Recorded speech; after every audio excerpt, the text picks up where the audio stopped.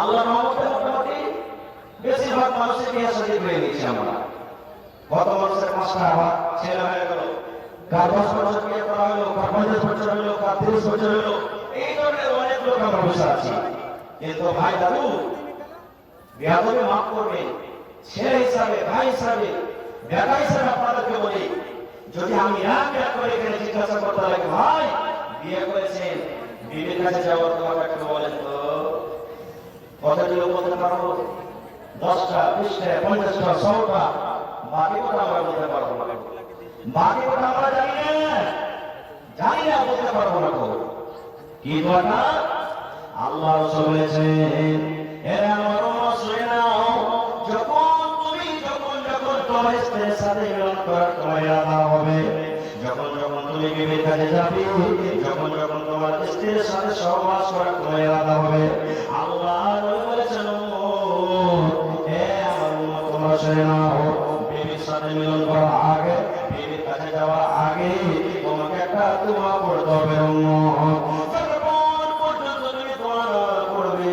কতক্ষণ পর্যন্ত তুমি সহবাস করিও না, কতক্ষণ পর্যন্ত মিলন করিও না। এই দোয়াটা আল্লাহ রাসূল বলেছেন, বিসমিল্লাহি আল্লাহুম্মা জান্নিবিনাশ শাইতান ওয়া জান্নিবিশ শাইতানা মা রাযাকতানা। কি দোয়া? বিসমিল্লাহি আল্লাহুম্মা জান্নিবিনাশ শাইতান ওয়া জান্নিবিশ শাইতানা মা রাযাকতানা। আল্লাহ নবী বলেছেন, উম্মত এই দোয়া পড়ার পর তুমি স্ত্রীর কাছে যাবে, এই দোয়া পড়ার পর তোমার স্ত্রীর সাথে তুমি মিলন করবে। এবার যদি বলেন মাওলানা দোয়া আমি পড়লাম না গো, দোয়া পড়লাম না, বিনা দোয়াতে আমি বিবির সাথে মিলন করে এলাম, বিনা দোয়াতে বিবির কাছে আমি চলে গেলাম, তাহলে আমার কি ক্ষতি আছে? হ্যাঁ ভাই ক্ষতি আছে। আমার মাওলানা নবী সাহেব জিজ্ঞাসা করবেন, বন্ধু এটা আমার পক্ষের কথা নয়। আল্লাহ রাসূল বলেছেন, উম্মতে যখন তুমি বিবির কাছে যাবে এই দোয়াটা পড়ে যাবে, এবার যদি না পড়েন তাহলে তোমার ক্ষতি হলো, তোমার নোকসান হলো, তোমার ক্ষতি হয়ে গেল। যতবার বিয়ে করতে তুমি শয়তানের কাছে বিবির সাথে মিলন করবে, অতবার তোমার সাথে সাথে শয়তান তোমার বিবির কাছে চলে যাবে। এবার আপনি বলেন মুসলমান, আপনার বাড়িতে স্ত্রী আছে, আমার বাড়িতে স্ত্রী আছে, যদি আমার স্ত্রী থেকে কোন মানুষ থাকে, কোন বেটা ছেলে যদি কোন জড়ে থাকে, ওই টাইমে ওই সময় বাড়িতে বিচার বসিয়ে দেব, গ্রামের লোককে জমা করে দেব, গ্রামের লোককে জমা করে বড় বিচার বসিয়ে দেব। কিন্তু মুসলমান এই জিনিসটা আপনি দেখতে পেলেন বলে বিচার বসিয়ে দিলেন, কিন্তু আপনি যে বিনা দোয়াতে স্ত্রীর সাথে মিলন করলেন, ওই টাইমে ওই সমাজের শয়তান আপনার জীবনের কাছে চলে গেল, যেটা আপনি দেখতে পারেন না। বলেন আপনার দ্বারাতে কত বড় ভুল হয়ে গেল, কত বড় ক্ষতি হয়ে গেল।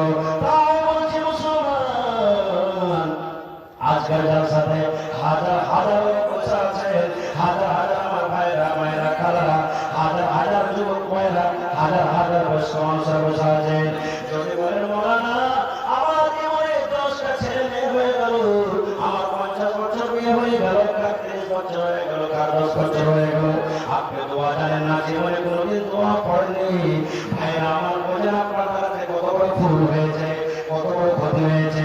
এই জন্য যেটা ভুল হয়ে গেছে আল্লাহ দরবারে তওবা করে ইস্তেগফার করেন, আর যত তাড়াতাড়ি পারবেন কোন মাওলানার কাছে বসে যান, মাদ্রাসা চলে এসেন, আপনি কোন মাওলানার কাছে চলে যান, মসজিদের ইমাম সাহেবের কাছে চলে যান, সকাল